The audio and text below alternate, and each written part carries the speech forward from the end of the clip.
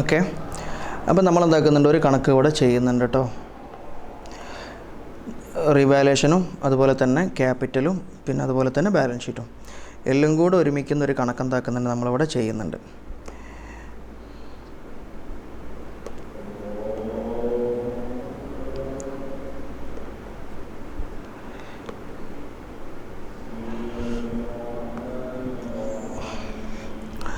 നോക്കുക, ഹരിത സമിത 5:3. നമ്മൾ ആദ്യം റിവാലുവേഷനിലേക്ക് എന്തൊക്കെയാണ് സാധനങ്ങൾ വേണ്ടതെന്ന് ജസ്റ്റ് ഒന്ന് ചെക്ക് ചെയ്യാം. 25,000 ക്യാപിറ്റൽ കൊണ്ടുവരുന്നുണ്ട്. അത് പിന്നെ എന്തിൻ്റെ ആവശ്യമില്ല, നമ്മളെ റിവാലുവേഷനിലേക്ക് ആവശ്യമില്ല. 9,000 ഗുഡ്വില്ല് കൊണ്ടുവരുന്നുണ്ട്, അതും അതിൻ്റെ ആവശ്യമില്ല. പിന്നെ 45,000 എന്തായി ആയി എന്ന് പറഞ്ഞു. ലാൻഡ് ആൻഡ് ബിൽഡിങ്ങിൻ്റെ അപ്രിസിയേറ്റഡ് എന്നാണ് പറഞ്ഞത്, വില കൂടി എന്നാണ് പറഞ്ഞത് 45,000. അപ്പോൾ ഇവിടെ ഓൾറെഡി 40,000 ആണ് ലാൻഡ് ആൻഡ് ബിൽഡിങ്, അതെന്താക്കി 5,000 കൂടി എന്നാണ് പറഞ്ഞത്. അപ്പോൾ എന്താക്കണം, നമ്മൾ റിവാലുവേഷനിലേക്ക് കൊണ്ടുവരണം. അടുത്ത് ഫർണിച്ചർ റെഡ്യൂസ്ഡ് ബൈ 10% ഫർണിച്ചർ കുറഞ്ഞു. 22,000 10% എന്ന് പറയുമ്പോൾ 2,200 കുറയാണ് ചെയ്തത് കേട്ടോ. ഓക്കെ, അടുത്ത സ്റ്റോക്ക് റിവാല്യൂഡ് 16,000. ഇവിടെ സ്റ്റോക്ക് എത്രയാണ് 17,000 ഉള്ളത്, അത് 16,000 എന്ന് പറയുമ്പം 1,000 റുപ്യ എന്തായി, അതും നഷ്ടം വന്നു എന്നർത്ഥം.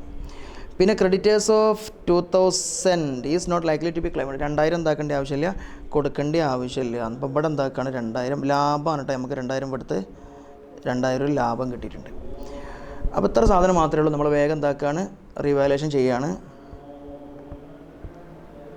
റിവാലുവേഷൻ നോക്കുക,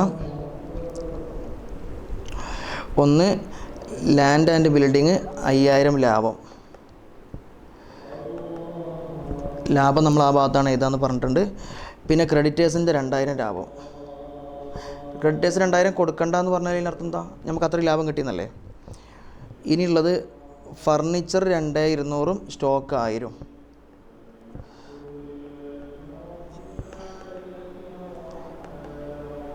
ഓക്കെ, ഇത്ര മാത്രമേ എന്തുള്ളൂ ഇവിടെ രേഖപ്പെടുത്താനുള്ളൂ.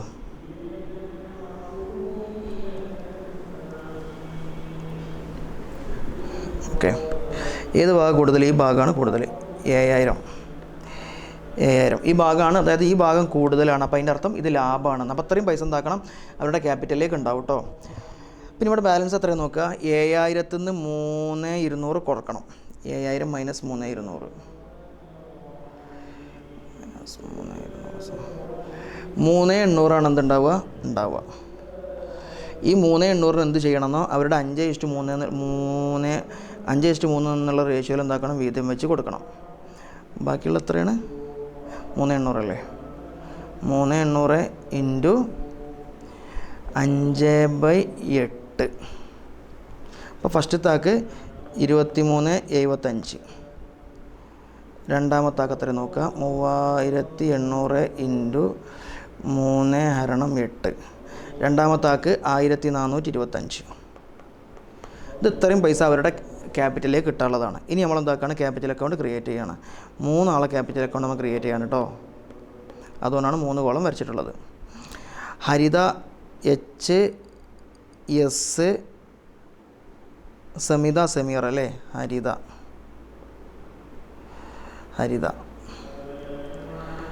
സുമിത എന്നായിക്കോട്ടെ കേട്ടോ, നമുക്ക് തൽക്കാലത്തിന് സുമിത, സമീറ. ഓക്കെ, ആദ്യം എന്താക്കാണ്, അവരുടെ ബാലൻസ് നമ്മൾ എടുത്താട്ട് എഴുതണം. അതാണ് നമ്മൾ ആദ്യം തന്നെ പറഞ്ഞത്. 40,000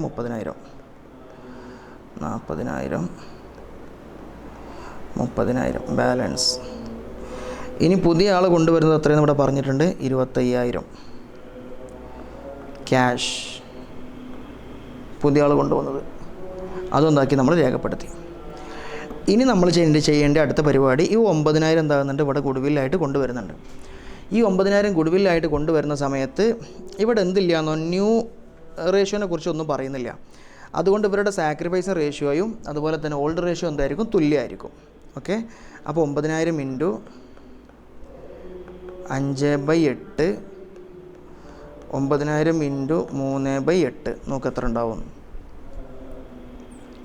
9,000 ഇൻറ്റു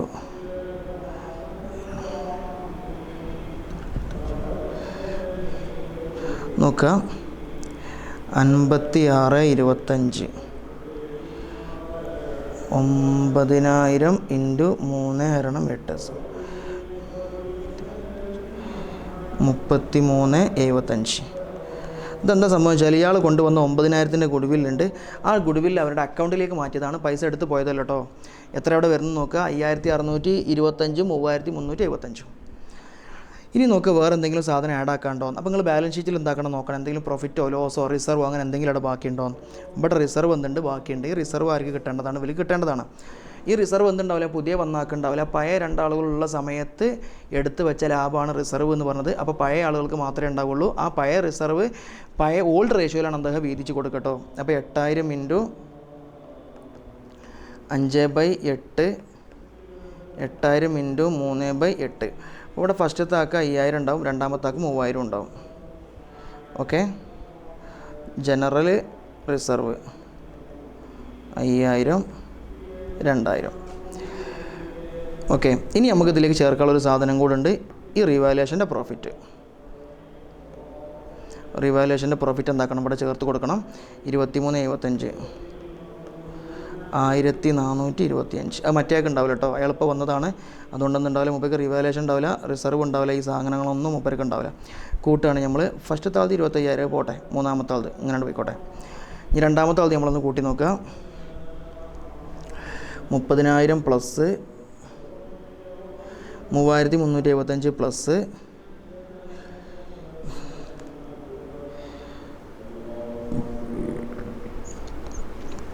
1000 പ്ലസ് ഇതിപ്പോൾ എത്രയാണോ റിവാലുവേഷൻ 1425 അല്ലേ. ഓക്കെ, 37,800, 37,800, 25,000. മൂന്നാമത്തെ ആളത് നോക്കാം. 40,000 പ്ലസ് 5625 പ്ലസ് 5000 പ്ലസ് റിവാലുവേഷത്തിന് എത്ര 23.75, 53,000. ഇവിടെ ഒന്നും കുറക്കാനില്ല, അതുകൊണ്ട് അവരുടെ ന്യൂ ബാലൻസ് എത്രയാണ് 53,000. ഇതെത്രയാണ് 37,800 തന്നെയല്ലേ, 800, 25,000. ഇതാണ് അവരുടെ ന്യൂ ബാലൻസ് എന്ന് പറഞ്ഞത്. ഇതാണ് നമ്മൾ എന്താക്കേണ്ടത്, അസറ്റിൻ്റെ ബാലൻസ് ഷീറ്റിൽ നമ്മൾ എഴുതേണ്ടത് കേട്ടോ. Balance sheet asset liabilities. നമ്മൾ നേരെ എന്താക്കുക, ഇങ്ങോട്ട് പോവുക, ഓൾഡ് ബാലൻസ് ഷീറ്റിലേക്ക് പോവുക. ഓൾഡ് ബാലൻസ് ഷീറ്റിൽ എന്താ ഉള്ളത് നോക്ക്. ഇവിടെ 12,000 ആണുള്ളത്. ഈ 12,000-ൻ്റെ പുറമെ എന്തൊക്കെ പൈസ ഇപ്പോൾ വന്നിട്ടുണ്ട് ഒന്ന് ആലോചിച്ച് നോക്ക്. ക്യാഷായിട്ട് നമ്മൾ പറയണത് 12,000 പ്ലസ് 9,000 ഗുഡ്വില്ല് കൊണ്ടുവന്ന് പ്ലസ് 25,000 മൂപ്പര് ക്യാപിറ്റലായിട്ടും കൊണ്ടുവന്ന്. അപ്പോൾ ഒന്ന് കൂട്ടി നോക്കുക എത്ര ഉണ്ട് എന്നുള്ളത്. 12,000 പ്ലസ് 9,000 പ്ലസ് 25,000 സമം 46,000 റുപ്യ എന്താ ഇവിടെ ക്യാഷായിട്ട് വന്നിട്ടോ, 46,000. ഇനി അടുത്ത സാധനം എന്താ ഇവിടെ ഉള്ളത് നോക്കുക. ക്യാഷ് നമ്മളെ ഓക്കെ, ബിൽസ് റിസീവബിൾ മാറ്റമൊന്നും സംഭവിച്ചില്ല, ഒന്നും ഇവിടെ പറഞ്ഞിട്ടില്ല. അതുകൊണ്ട് ബിൽസ് റിസീവബിൾ എന്താക്കിയാൽ മതി, ഡയറക്റ്റ് അവിടെ എഴുതിയാൽ മതി.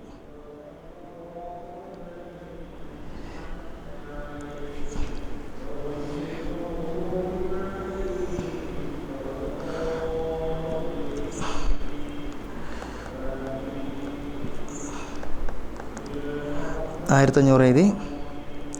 ഇനി അടുത്ത് നോക്കുക, ഡെപ്റ്റേഴ്സിന് എന്തെങ്കിലും സംഭവിച്ചിട്ടുണ്ടോ. ഡെപ്റ്റേഴ്സിന് ഒന്നും സംഭവിച്ചിട്ടില്ല, അതുകൊണ്ട് 16,500 ഡെപ്റ്റേഴ്സ്.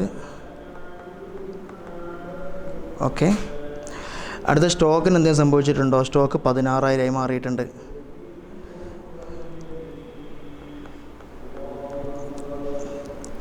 ഓക്കെ, ഇനി ഫർണിച്ചറിന് എന്തെങ്കിലും സംഭവിച്ചിട്ടുണ്ടോ. ഉണ്ട്, ഫർണിച്ചർ എന്തായാലും 2,200 കുറഞ്ഞിട്ടുണ്ട്. അപ്പോൾ എത്രയാണ് 19,800. 22,000 മൈനസ് 2,200 കേട്ടോ, 19,800. ഇനി ലാൻഡ് ആൻഡ് ബിൽഡിംഗ് എന്താ സംഭവിച്ചത്. ലാൻഡ് ആൻഡ് ബിൽഡിങ്ങിൻ്റെ വില കൂടിയൊക്കെയാണ്. അപ്പോൾ ഇവിടെ 45,000, 40,000 ആയിരുന്നു, 5,000 കൂടി, അപ്പോൾ 45,000. ഓക്കെ, ഇനി നമ്മൾ ഇങ്ങേ സൈഡിലോട്ട് വരികയാണ്. ഒന്ന് ക്രെഡിറ്റേഴ്സ് 32,000. 32,000 എന്തെങ്കിലും സംഭവിച്ചിട്ടുണ്ടോ? ഉണ്ട്.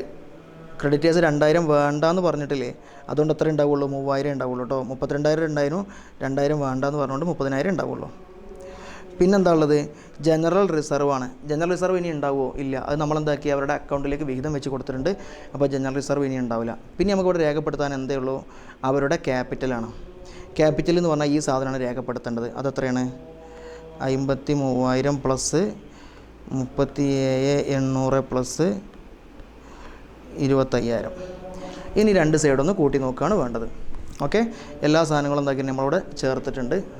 ഒന്ന് കൂട്ടി നോക്കാം. 30,000 പ്ലസ് 53,000 പ്ലസ് 37,800 പ്ലസ് 25,000. 1,45,800 ഈ ഭാഗം കിട്ടിയിട്ടുള്ളത്. അടുത്ത ഭാഗത്തിലേക്ക് നോക്കുക. 46,000 plus 1,500 plus 16,500 plus 16,000 plus 19,800 plus 45,000. 1,44,800. 1,44,800. 1,000 കുറവ് കാണുന്നുണ്ട്. അത്